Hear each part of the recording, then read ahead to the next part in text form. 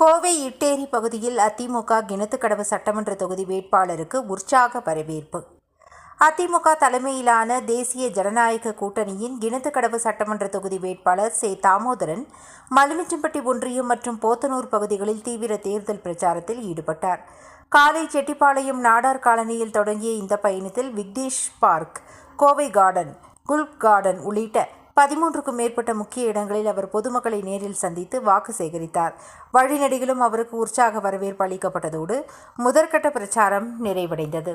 அதனைத் தொடர்ந்து மாலையில் கோணவாய்க்கால் பாளையத்தில் 2ஆம் கட்ட பிரச்சாரத்தை தொடங்கிய வேட்பாளர் போத்தனூர், அம்மன் நகர் மற்றும் ஆத்துப்பாலம் வழியாக சென்று இரவு ஈட்டேரி பந்தம் நகர் பகுதியில் தனது சுற்றுப்பயணத்தை நிறைவு செய்தார்.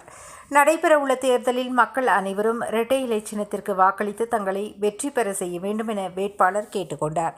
இந்த நிகழ்வில் பாஜக கோவை தெற்கு மாவட்ட முன்னாள் தலைவர் வசந்தராஜன், அதிமுக போத்தனூர் பகுதி செயலாளர் ரஃபீக், அமமுக கழக அமைப்பு செயலாளர் மாபா ரோகிணி, அம்மா மக்கள் முன்னேற்ற கழக குறிச்சி பகுதி செயலாளர் ஷாகுல் அமீத், மீனவரணி மாவட்ட செயலாளர் எச்.எஸ். பாபா, 95வது வார்டு செயலாளர் ஹிடர், அமமுக சிறுபான்மை மாவட்ட செயலாளர் முகமது மைதீன், சுந்தராபுரம் பகுதி செயலாளர் பாசறை ரமேஷ் மற்றும் முத்தலீப், ரஃபீக், ஹக்கீம், பஷீர், பேபி, மஹ்முதா, பி.வி.